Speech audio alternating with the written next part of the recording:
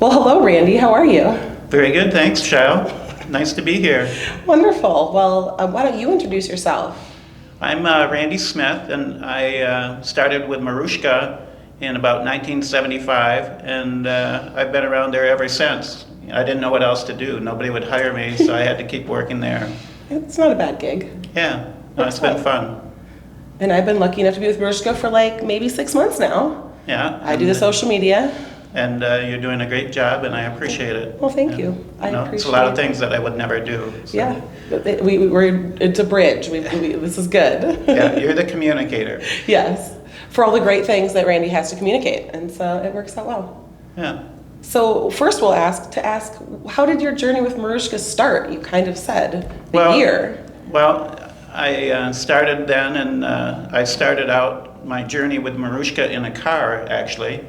I had a red Ford Torino station wagon, and I drove that around, and I sold the prints out of the back of the car, and traveled around Michigan in it, and for the summer, and that was like 1976, and I opened up stores, mostly gift shops and furniture stores that would sell the original Marushkas, like you see behind us here, and that's how I got into it.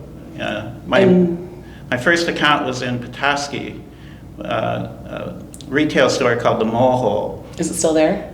There's still mole holes around, yeah, but they ended up having like 30 stores, and we sold to all of those. But when I was selling to the store, I put everything out on the sidewalk next to the car, and I believe his name was Jack Harrison that started the Mole Hole, and he came out and he was looking at the stuff, and then these two women walked by and said, "Well, these are wonderful. I'd love to have these in my home." And he turned around and looked at me and said, "Is that your mother and your aunt following you around being shills?" Trying to get people to buy from you? Yeah, making me look good. Yep.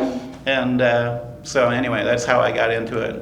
And how did you hear of Marushka, or how did your journey start, even before you ended up in your car? Oh, well, Dick Sweet was my high school art teacher, and his wife Mary was the high school librarian at the time when I graduated from Grand Haven High School in 1971. And so I got to know them both very well. And like in 1974, I was working on their cottage out in Highland Park. But at that same time, Dick Sweet was selling these prints in a retail store that they set up for the summer under where Snug Harbor is now. And he shared the space with a potter named Steve Zavoyski. And they promoted both of their things that they created, and it was very successful. And that's how he started with the smaller prints. Before that, he did graphics, or at the same time he was doing graphics, large-scale graphics to go on partitions, office partitions like Herman Miller, Hayworth, or Steelcase would do. And they were on the same type of material, correct? Same type of material. Originally it was a Polish linen, and so it would be like this. Well, there's no Polish linen here right now, but it's kind of an oatmeal colored linen. And then later on we started doing it on like a white cotton. And that's what these are. Yeah, they used to be white. But this one is from 1983, so there's some time that's passed for them to gather all that history. Well, over the years between 1972 to 1979, we sold 1,680,000 prints, more or less. So there's a lot of them floating around out there. That's amazing. And they're still floating around out there. They're for sale on Etsy and eBay, and they're actually appreciating pretty well. I know, when you think of how much did we spend on that teddy bear? We bought a teddy bear on Etsy, like a teddy bear print, and it was, I don't know, it was like $50 maybe, $75? Well, $50 probably. And at you one sold point, it for? Well, originally it sold for probably $12. Yeah, I'd say it's pretty when good. it was brand new. Right. And it didn't have the edges chafed or anything like this. Right, when it was brand new. But I mean, there's a lot of them out there now, even some in the exhibit here that have water stains, and that's something that happened. A lot of them ended up on garage floors for a while, and then there was kind of a rebirth and an interest of from younger people between like 18 and 30 started collecting them. And it became kind of a hipster thing to have a Marushka. And also the mid-century modern trend has reflected on what we did, because we were doing all these designs at that same time. Yeah. So. And they're very simple, which is what people like. Yeah, most of them are nice, clean designs, and that's where Dick Sweet, that was his influence, really. You know, he did nice, clean graphics. We've had like probably 6 artists that have worked directly with us over the years, and some of them were better at other things. And then also we listened to customers, and they would want certain designs, and I think that's how we ended up doing a unicorn, which was never our favorite. Dick and I thought, like, wow, we can't believe this is even selling, but it sold very well. I think it was the best-selling print for a long time. Yeah. We could never understand why. But there's it's one very cool. There's one in the here. exhibit. We'll have to go over and check it out. Yeah. You'll see what I mean. Yeah, it's definitely wild. Well, then with that, how has technology changed the screen printing and design process over the last 50 years? Well, really, since, screen printing has been around for probably in some form a few hundred years at least. I mean, it was something that the Chinese did, actually, with silk, and a paper stencil is what they created. And that's very interesting, because the mesh on that was like an 1/8 inch between the threads. Oh, okay. Now it's like 1/100th of, the mesh is much finer. Yep. So that's changed dramatically. But the process since World War II, it made a lot of progress. We were using a lot of things on duffel bags for the military, and so they made some progress there. But basically, you just create a stencil and you print it. Now we use a water-based ink. They used to use solvent-based inks. So that's changed. That's gotten a lot better. And the emulsions that we make the screen with are a lot better. But it's the same basic process. You just have to create a stencil to print for a stencil for each color of the design you need to do. For each layer. So like one stencil for the orange, one stencil for the dark blue, one for the light blue. Yeah. And then this presumably was the color of the actual. Well, this has been aged a little bit by the weather, mildew maybe. Yeah, but same here. You've got 1, 2, 3, 4 different colors. Yeah, So and you have 4 over the different years we try to stencils. minimize the colors, because each time you lay down a color, it takes some energy and takes some time. So. How many colors on the unicorn? I feel like there's a lot. Well, I think there's 4 colors on the unicorn. Yeah. But we've done, over the years, we've done some graphics that have had 9 colors, yardage. Yep. And that's pretty amazing that we even did it. And we did it in the building in downtown Grand Haven. And no one in their right mind would ever do that again. Good thing that you're not in your right mind. Yeah, not yet anyway. Yeah, not them. There you go. Oh, well, how many different artists have you worked with for designs? You said? There's 6 artists that have contributed a lot to the, Bonnie Vanderkalk, Sean Sturzer, are 2 that, have done a lot of stuff. Christy Bukema, there's people in town that have done, contributed and worked with us in a lot of different ways. For a long time. For a long time. I mean, Sean has worked with us for close to 40 years. Yeah. And she's wonderful. And she's still there. Yep. And how do you collaborate with your artists? Do they generally stay, like kind of like Sean, I guess is a good example. Is she doing art for you and for other people? Is she also, is it more of like a freelance kind of thing? And well, it's a freelance thing, just because the artists are more comfortable doing that. And it's something that could be done, in their own studio at home. And then, they may come into the shop once a week or twice a week just to connect and get direction. But we get a lot of feedback from our customers requesting different designs. Like, if we needed an aardvark, I could call somebody up and we'd have an aardvark the next day. Sean whip up an aardvark and she'd get it. Yeah. It's they're all very talented, and all have been very talented. Bonnie Vanderkook could do pen and ink drawings. That was her true talent, and there's some here on exhibit. Did she do the lighthouses? Yeah, she did all the lighthouses. We did a whole series of lighthouses, and they were very popular for a number of years. Absolutely. If you could bring back one product or design that is not currently in print, what would it be? Let's see. What would be my... I know you got to look around, right? What all is... Well, I like the Michigan Rag worn fabrics. You know, we started Michigan Rag in 1985, and that was to do strictly clothing, and we ran parallel to Marushka. On the wall here are the Michigan Rag parkas that are still very popular, and they're collectible in a lot of different areas, you know, all over they're real popular in South Korea and Japan right now.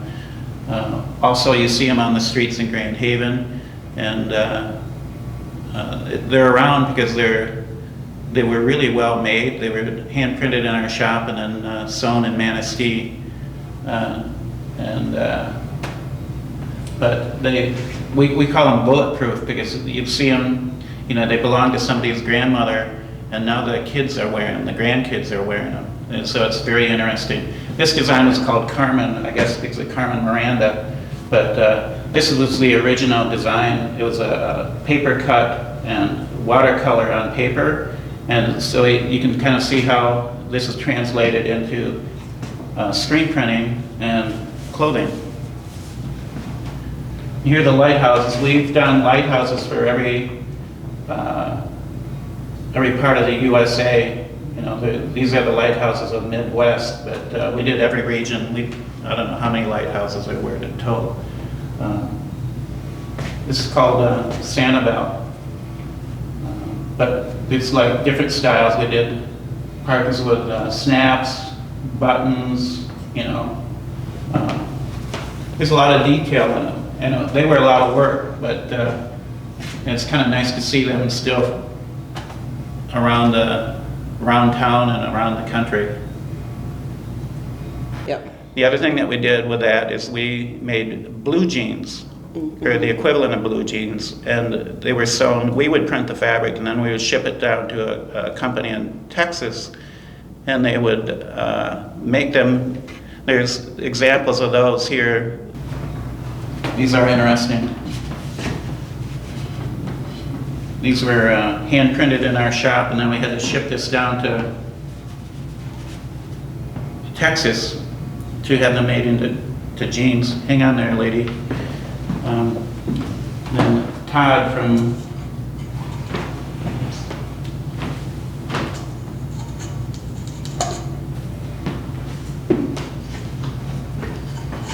at Tendon made these for my wife. These are the shooting gallery design, but we actually had these, and these were originally done in Texas. But he was nice enough to give these to my wife, and we still had some of the fabric left, but you can see how it's actually the same type of fabric that you would use for jeans. It's a right-hand twill. So, you know, they're just too much work to go on with it, so. And that's what we used to do. Yep. And if you look at them now, I mean, you can sell those for whatever, because they're so unusual and they're so unique. And I kind of look back at some of the stuff we did, and like, no one in their right mind would ever do it again because it's so hard to do it. Yeah. But like, we would bang it out, you know, and so I would bring it back if it wasn't so hard.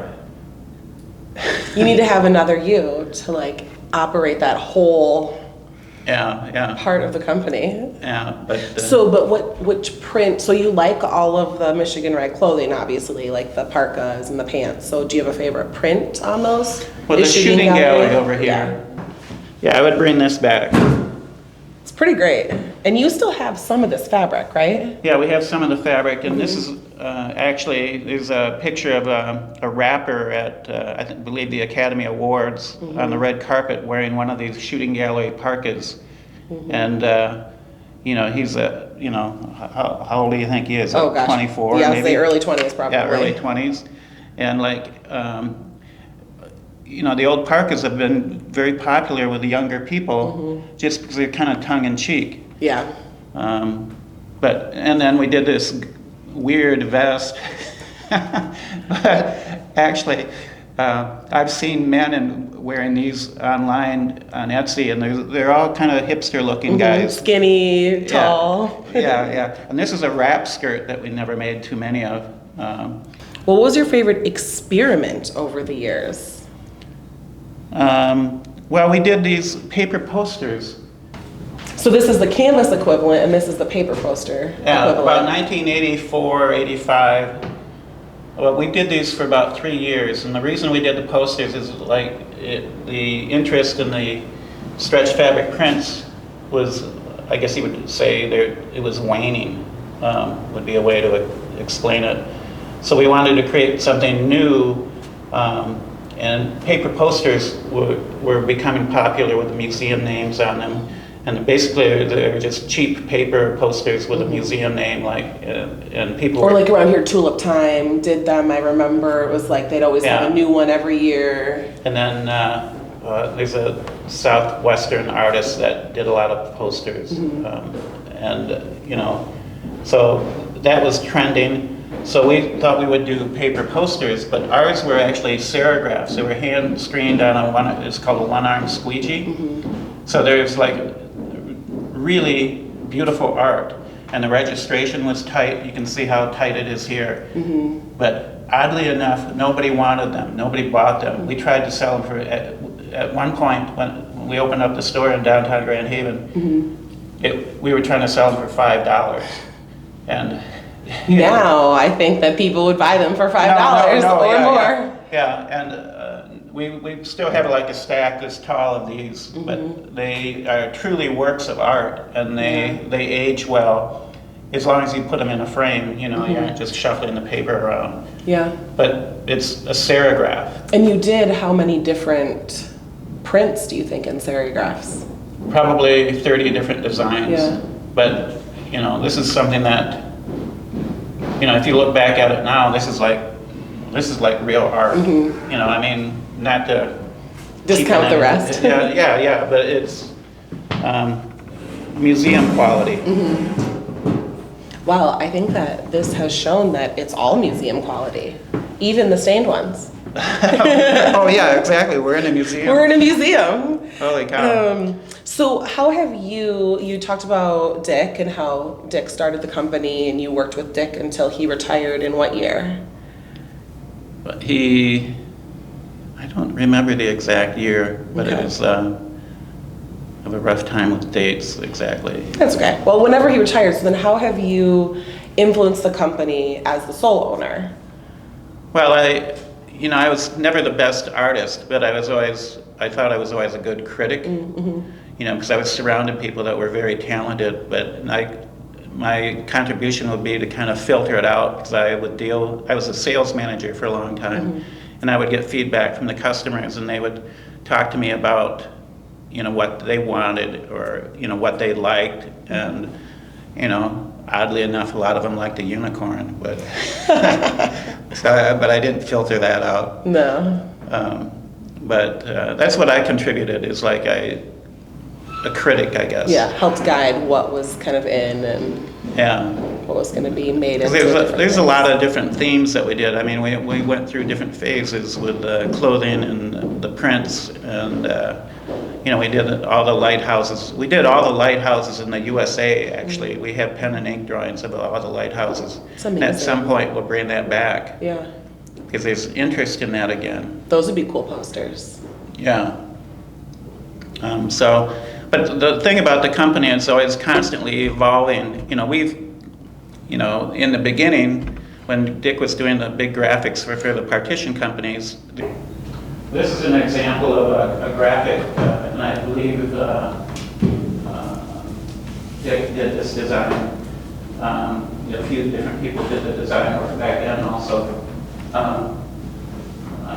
This would be an office partition, possibly, or it could be stretched on a frame and hung in an office environment or a public venue.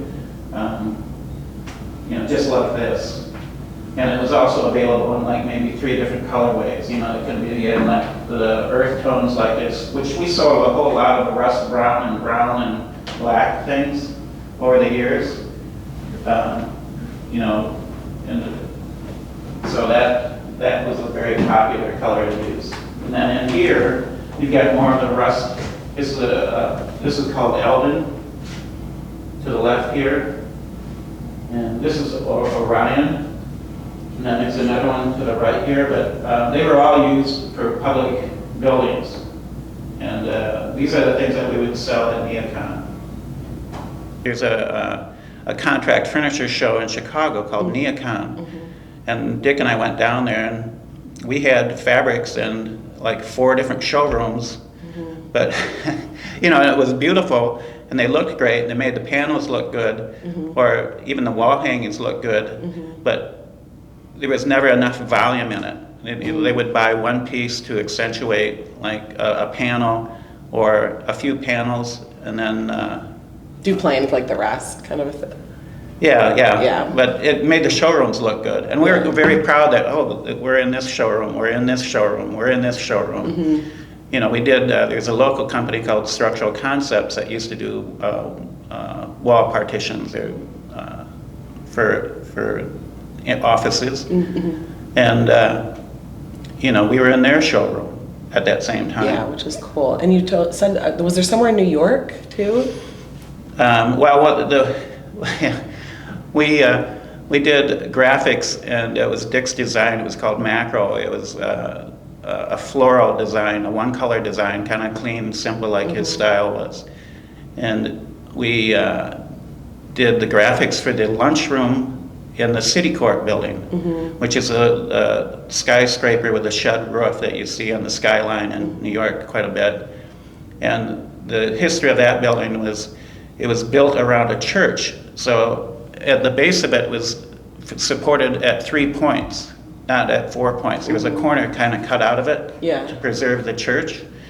And an architecture student did some formulations and found out that, he came up with this idea that the building could tip over and cause a domino effect and knock down another 10 buildings. Yeah. And so what they did to fix it is they welded in diagonal steel structures, and they would do it when nobody was around. They didn't want to panic everybody, but at night you could see welding torches in the windows. And there's a documentary, I think, on YouTube about this building. But anyway. So you were in that crazy building. We were in that crazy building. Huh. All over the country is really cool. I'm glad it didn't fall over. Yeah, no kidding. That'd be a real problem. Ruin the art. Yeah, absolutely. The panels would be gone forever. These are designs. These 3 here were done by Dick Sweet. And you can see that, compared to some of the other ones, that there's more of a clean design, more contemporary design, and but we did a lot of different styles, but somehow they all kind of work together. Well, do you have a favorite design? I want to guess and say that it's Morning Sun. I like the Morning Sun, just because I'm a sailor, and obviously we're on a wall with a lot of sailboat designs, and so, the coastal things, the nautical things were always popular because we sell to little stores all over the country. You have a lot of like seashells and things for... Things that relate to the coastal areas. And then, we also do things, always have done things to try to appeal to different, like the Southwest. We would do snakes and kachina dhows and, designs for the mountain areas, and we do ski themes and different, again, we kind of work backwards from who we're selling to. They don't sell a lot of boat stuff in, Arizona, really. Right. So you sell more boat stuff around here. So what's your personal favorite, though? Do you think it's Morning Sun, or do you think it's a different print? I kind of like this one better, And that's Catamaran? Catamaran, yeah. And Dick did that one? Dick did that, yeah. And you can really tell his style. But he had an influence on all the artists that worked there too. And one of the weirdest designs, so let me grab it. People doing sporting things. With no faces. They never had faces, and they all had like white faces or blank faces. And I think these are some of the most unusual prints that we've ever done. There was like a series of people running and women in leg warmers and, you know. The color choices are very interesting as well. Yeah. Not everything we did was beautiful. A commercial success. Yeah, I think we sold maybe about 6 of each of these. Mm-hmm. But they were like 3-color designs too, so they were a lot of work. Yeah. But yeah, this is at the bottom of my The list. bottom of your favorite list. That makes sense. Well, I think that's about all the questions I have for you, Randy. Do you have anything you want to add? No, it's been, you know, all along the way, it's been a very interesting business because it has evolved, and you know, there's been peaks and valleys and challenges, but you know, it's always been a nice group of people, good, nice environment, and you know, it's. I don't know what else I would do, or I don't know else what I, you know, I still enjoy it very much. Yeah. What was the there was a phrase about the art. Oh, it's in an article that it wasn't that it's a little bit weird, but there was an article that it said something like you don't take yourself too seriously. Was that what it was? Oh yeah. Well, it was in the Chicago Tribune, and it was about the Art Michigan, with a sense of humor. Yeah, art with a sense of humor, and they did a full page, you know, review of our clothing, and they showed the guy in the, I think it was like shark shorts, and the lady had a flamingo duster on, and you know, they called it clothing with a sense of humor, and it's always been a little tongue-in-cheek, you know, even the prints on the wall. You know, I guess you could call the unicorn a tongue-in-cheek thing. But anyway, it's nice that people are collecting the old ones, and you know, people enjoy the vintage designs, and then they still buy the, you know, every year we create about 35 new designs. Which you sell all over the country. And we sell, you know, up until COVID, we sold more clothing in Alaska than we did in Michigan. Which is amazing. You know, but it's because the cruise ships would go up there to Ketchikan and Homer and all along the coast. But when COVID hit, you know, all of that stopped. And but that was interesting that they did so well up there. Yeah. And we were selling moose and octopus and sea otters up there. So see, you know, we can do things to relate to our customer. Well, very interesting. Well, yeah, thank you very much. I mean, there's a great group of people there now. You know, I love everybody that I work with. You have a great staff. Everybody's really fun. Yeah. There's never a dull moment. Well, there's a disco ball in the print room. Yes, exactly. You know, so there's a little dancing going on occasion. I hear the music from wherever you are, right? Yeah, in different parts of the building. So. Yeah. But yeah, well, thank you for having me here. So. Oh yeah. Thanks to the museum for having us.